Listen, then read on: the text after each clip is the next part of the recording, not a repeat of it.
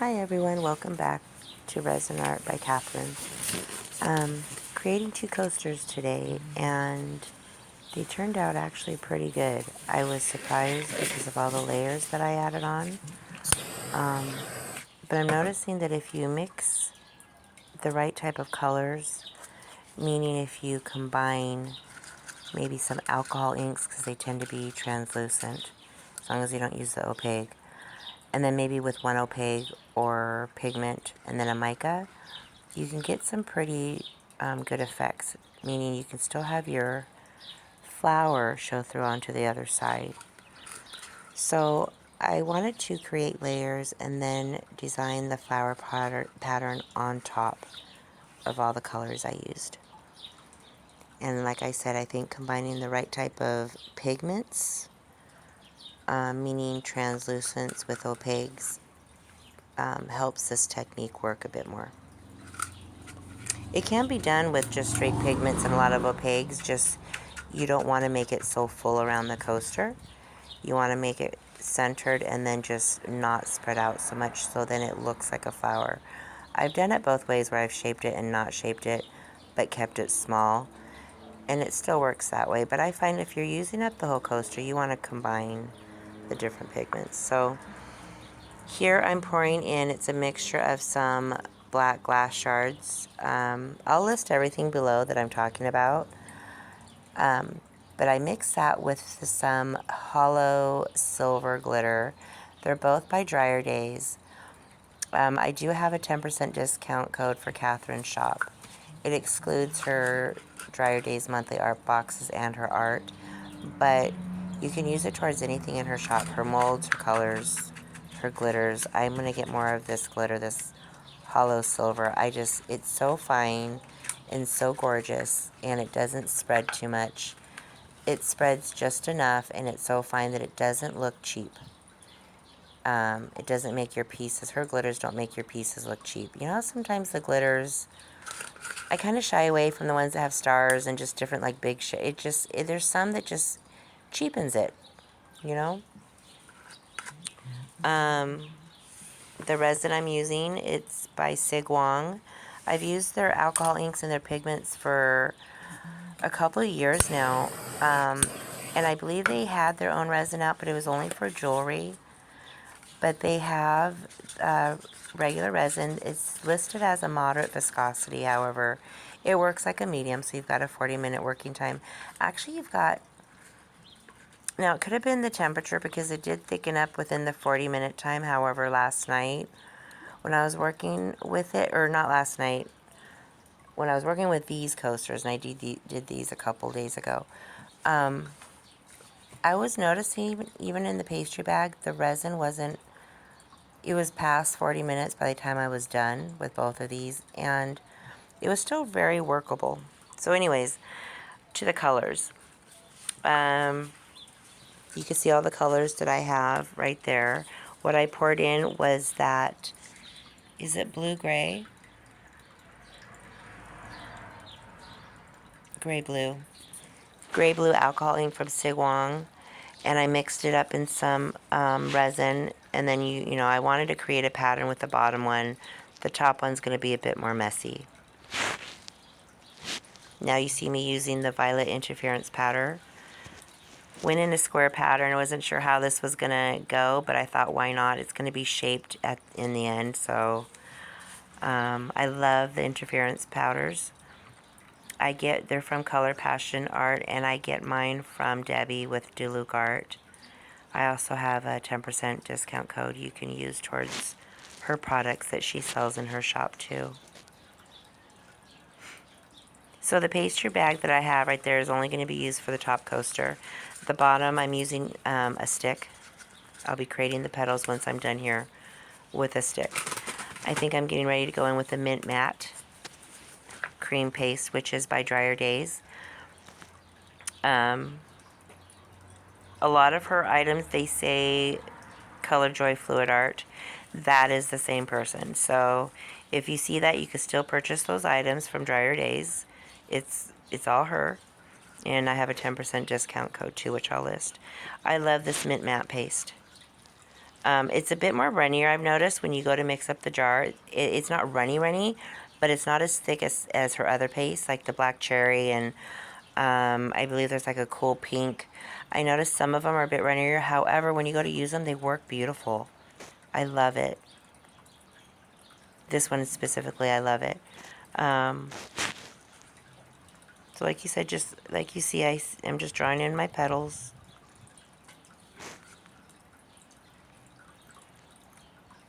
I wanted this one a little bit looser. You'll see with the design I do with the top coaster, the reason why I used a pastry bag.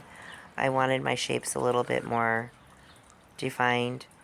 And I know using a stick for myself, when you see the pattern I draw on the top one, it's harder for me to do. So that's why I'm doing a little more free-flowing.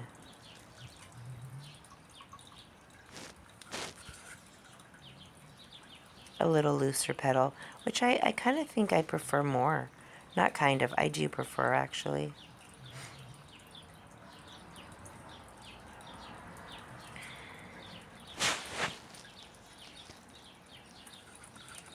You can see the consistency of the resin right now. This is probably the 30-minute mark now. When I mixed my resin, it probably sat a total of 15, almost going on 20 minutes by the time I had let it sit to pop bubbles, and then started mixing my colors. The temperature out, was like 71 that day. Everything was fine. It was perfect. So I didn't deliberately let my resin sit for this technique. I wanted some movement because of the layers. I wanted to see how this would work. You have to be careful, like I said, when you use so many layers like I'm using, that it doesn't end up one globby mess like that top one. Hindsight, I would have done the mint matte. I would have done less of a scribble in the center. I would have done it a lot more lightly and maybe gone, instead of just back and forth across like that, did a variety just loosely random swirls just in the center going back and forth. It might not have been so, you'll see in the results when I post it. It's still beautiful, but I want to say globby. The center actually forms its own little flower, and then it spreads out, which is beautiful. It's the effect kind of I was hoping that would be. Same with the bottom one. Now the gold that I'm using is sand gold, or no, sand yellow, I'm sorry. And it's a metallic alcohol ink, also from Sigwang. I squirted in a generous amount of both of those inks when I mixed them up in a cup that was filled with resin. It probably only had like 4 milliliters of resin in each cup. And I love Sigwang's metallics because they're rich enough in color yet still transparent. So you still get that color, the vibrance of a mica, but not the thickness, which is great when you're doing layers like I'm doing. So now I'm getting ready to, I think, go in with my pastry bag to create the flowers for the top coaster.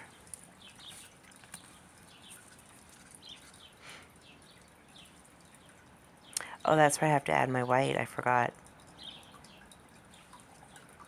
So adding more petals. See, at this point, I do my petals, and then I don't know if it shows up. I hesitated because I start to make more petals on the outside of it.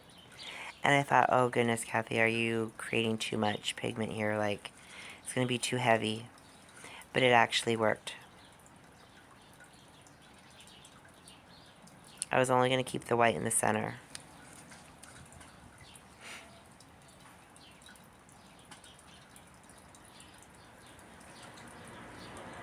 You can see the flow of the pigment. It's still pretty runny, but it's thickening up.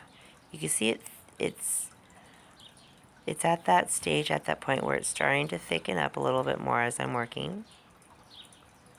I think by the time I was done, it's probably the 40-minute mark. And like I said, the feel of the pastry bag when I was done, it still felt workable.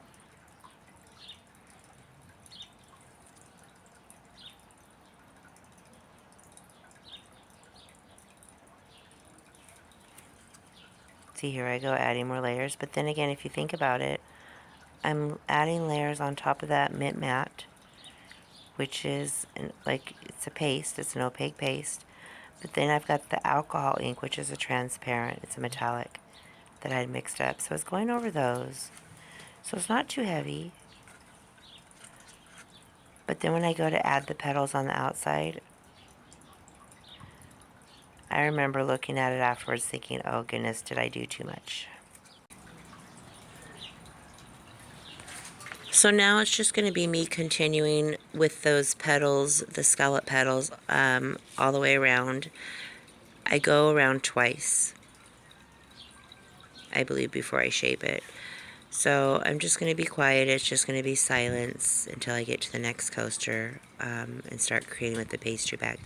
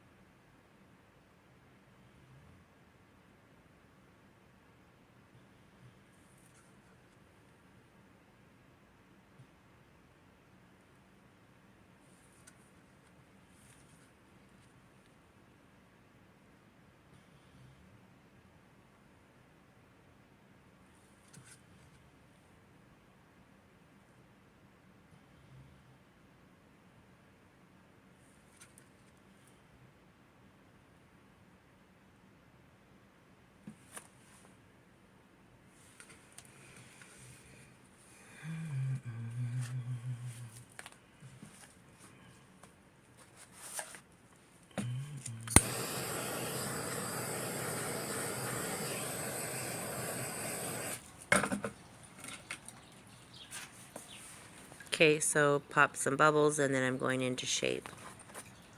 I only created 4 petals with this one. I wanted to do the same with the above coaster. I think I end up doing more, either 5 or 6, maybe even more. But this one I just wanted 4, and now I'm swiping out.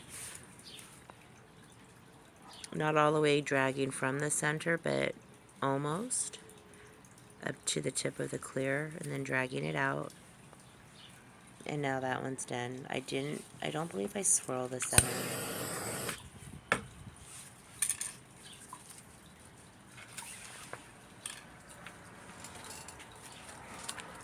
So now I'm just probably cutting the pastry bag, getting it ready, and I'm going to be just doing just regular petals all the way around.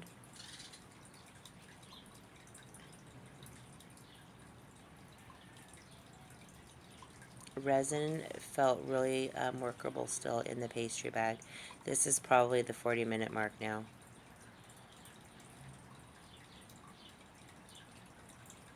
You know, hindsight, with all that mint matte paste that I had dribbled in the center, I probably wouldn't have gone as heavy, starting with this layer that you see me doing right now. The center, I liked how it turned out because it created its own little white flower.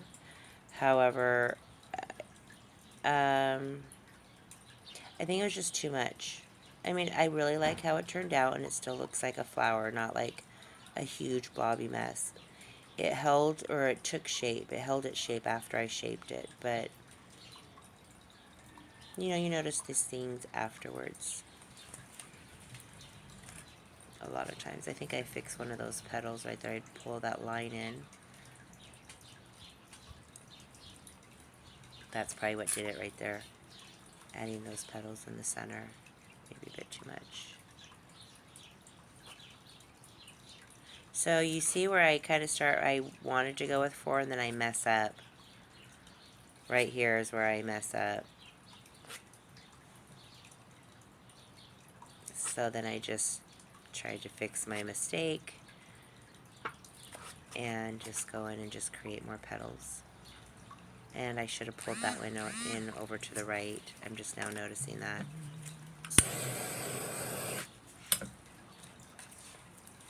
Ooh, that's going to bug me. I wonder if I ended up fixing that large petal to the right. Oh, well, it's funny. I guess I didn't, and it's really not noticeable once I demolded it, because I never noticed that I didn't do that till right now. Thanks for stopping by Demolding Tomorrow.